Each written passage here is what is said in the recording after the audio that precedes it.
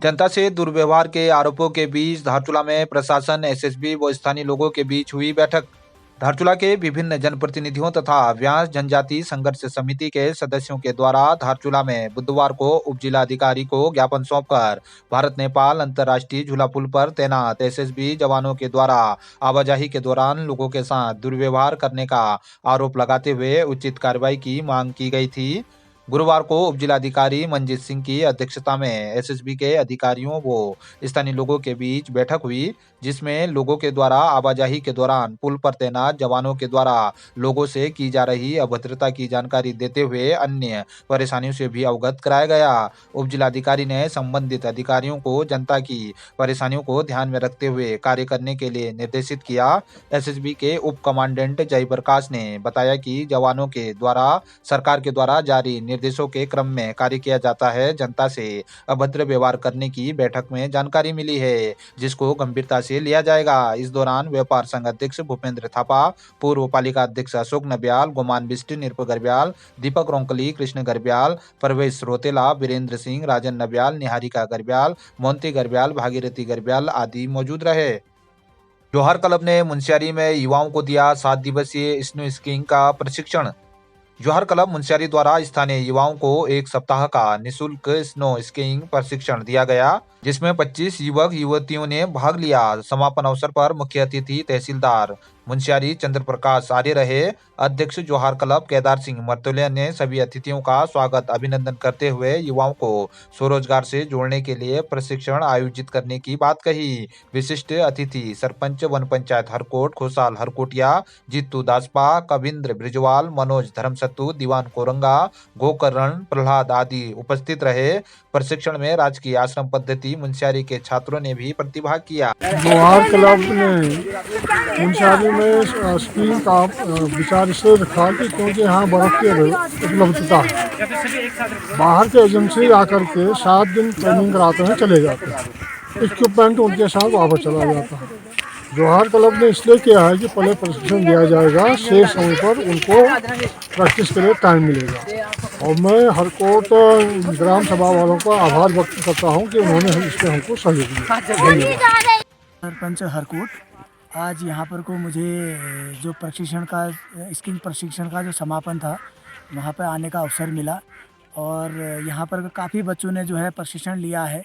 और हमारा जो ये वन पंचायत का जो ये भूमि है, हम नेक्स्ट टाइम से इसको जो है और डेवलप करने का प्रयास करेंगे, इसको और स्कीइंग पॉइंट बनाने का कोशिश करेंगे। हमारा इतना प्रयास रहेगा। और साथ ही जो भी यहाँ पर कोई स्कीइंग कराने के लिए जो बाहर के संस्थाएं आते हैं यहाँ पर को, और उनको ये मैसेज भी करना चाहूँगा कि बिना परमिशन का आप लोग यहाँ पे स्कीइंग नहीं करेंगे। पहले वन पंचायत से परमिशन लेंगे, उसके बाद आप यहाँ पर को प्रशिक्षण शुरू कर सकते हैं। आपको हम पूरा सहयोग करेंगे और अपनी तरफ से जितना हो सके उतना सहयोग करेंगे। लेकिन हम सरकार से भी गुहारिश करते हैं और उनसे भी अनुरोध करते हैं कि आप हमारे इस वन पंचायत के जो ये स्कीइंग पॉइंट है, यहाँ पर इसको डेवलप करने में अपनी भी सहयोग करेंगे। धन्यवाद।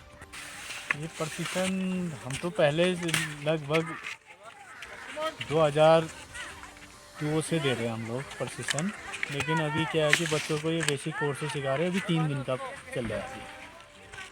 अच्छा, तो इस बार बर्फ़ ऑलरेडी बहुत लेट पे गिरा, इसलिए मैं आज जाऊँ अभी। तो अभी कितने बच्चों को दे रहे हैं अभी प्रशिक्षण आप? अभी हम लोगों ने लगभग 25 बच्चों को प्रशिक्षण दे दिया। ये किनके थ्रू किया जा रहा है? ये जौहर क्लब मुनस्यारी के द्वारा किया जा रहा है। अच्छा।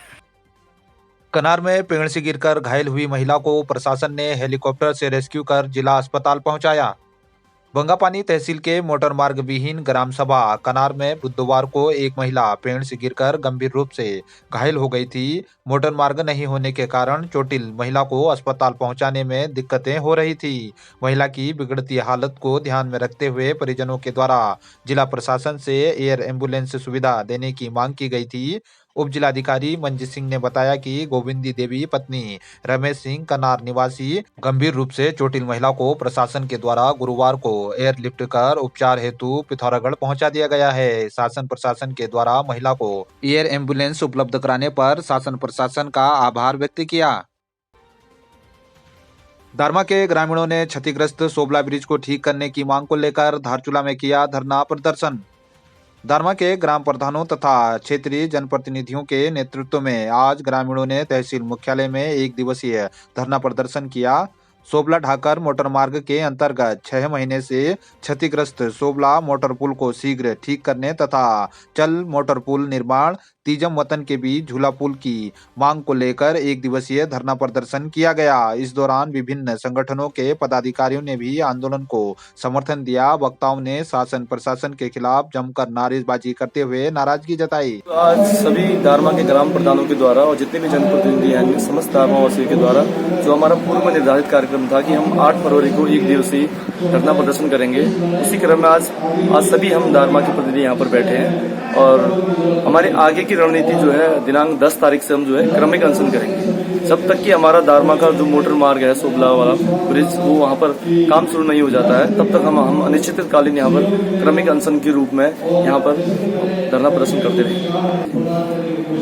तो जैसे कि हमारा दारमा मोटर मार्ग जो सीमांत चीन सीमा से लगा हुआ है और दारमा क्षेत्र के लगभग 14 गांव जो है माइग्रेशन के लिए अगले माह तैयार खड़े हैं। तो लेकिन पिछले 6 महीने से जो सोबला मोटर ब्रिज है वो क्षतिग्रस्त है, तो कहीं न कहीं पूरी जनता जो है काफी कसम है कि उनका माइग्रेशन कैसे होगा, क्योंकि अगर उस उक्त ब्रिज के न बनने की स्थिति में हम लोग अपने आजीविका के लिए जो खाद्य सामान है, जो हमारे घरेलू उपयोग की चीज है, वो कैसे सीमांत तक पहुंचेंगे, क्योंकि हम एक सीमा के प्रहरी के रूप में विगत पुश्तैनी रूप में सदियों वर्षों से यहाँ पर हम तैनात हैं। तो सरकार को कहीं न कहीं जो है अपनी रणनीति के अनुसार जो है यहाँ पर क्षेत्रवासियों के लिए इस पुल को यहाँ पर जल्द से जल्द सही करना पड़ेगा। मुझे आश्चर्य है कि लगातार हमारी क्षेत्र की जनता, विशेषकर दारमा क्षेत्र में रहने वाले निवासियों के द्वारा, जनप्रतिनिधियों के द्वारा लगातार प्रार्थना पत्र दिया गया कि मोटर पुल जीर्ण हालत में है, उसको सुधारा जाए। ये 6 माह हो चुके हैं और इससे भी बड़ा आश्चर्य इस बात का है कि स्वयं हमारे देश के प्रधानमंत्री, आदरणीय प्रधानमंत्री नरेंद्र मोदी जी यहाँ पर आ चुके हैं, लेकिन प्रशासन फिर भी हमारे इन मूलभूत समस्याओं के प्रति गंभीर दिखाई नहीं दे रहा है। तो उन्हें हमारे जितने भी समस्या उनको हल्के में ले रहे हैं। और मैं साफ शब्दों में कहना चाहूँगा कि अगर हमारी क्षेत्र की जनता ने आपको हल्के में लेना शुरू कर दिया तो आपको गंभीर परिणाम भुगतने पड़ सकते हैं। जितने भी आपके कार्य चल रहे हैं, काम चल रहे हैं, जो आप कर रहे हैं, उसमें दिक्कतें आएंगी। अतः आपसे पुनः मैं एक बार विनम्र निवेदन के साथ आपसे कहना चाहूँगा कि जो हमारे मूलभूत समस्या है, जैसे कि मोटर पुल है, उसका समाधान जितने जल्द हो सके वो करने का कष्ट करें। जैसे कि 6 महीने से हमारे सोबला मोटर पुल का जो तार टूट गया था, ब्रिज टूट गया था, तो गरीब ने टेम्परेरी के लिए नीचे से नदी से एक छोटा सा टेम्परेरी रास्ता बनाया था। तो वो रास्ते की स्थिति बहुत खराब हो गई है। अभी जो बीच में 4 दिन की वर्षा हुई थी उसमें काफी कीचड़ का सामना करके गाड़ी बिल्कुल उसमें वहीं घूम नहीं पा रहे हैं, जिससे वहाँ के हमारे दारमा के पर्यटन साथी जो पर्यटन को लेके जा रहे हैं वो पर्यटन को दारमा ले जा नहीं पा रहे हैं, जिसमें आज एक दिन का धरना प्रदर्शन रखा है। अगर यही रहा तो हम धरना प्रदर्शन से आज अगर शासन प्रशासन में के कान में कोई आवाज नहीं गई, जिससे हमारे मांगों को ध्यान नहीं दिया गया, तो आने वाले दिनों में हम एक बड़ा जन आंदोलन करने की तैयारी करेंगे, जिसके लिए शासन प्रशासन की जिम्मेदारी रहेगी। और उस टेम्परेरी रास्ते में अगर कोई भी दुर्घटना हो गई तो जिसकी जिम्मेदारी शासन और प्रशासन और गरीब को रहेगी, जिसका पूर्ण भुगतान वही करेंगे, चाहे जनहानि, चाहे वाहन हानि, चाहे कुछ भी हो। धन्यवाद।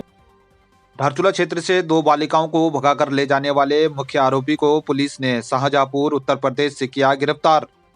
1 जनवरी को धारचूला निवासी 15 वर्षीय 2 बालिकाओं को भगाकर ले जाने के मामले में पिथौरागढ़ पुलिस ने त्वरित कार्रवाई कर अभियोग पंजीकृत करते हुए दोनों नाबालिग बालिकाओं को रोडवेज स्टेशन बरेली से 4 फरवरी को सकुशल बरामद कर लिया था।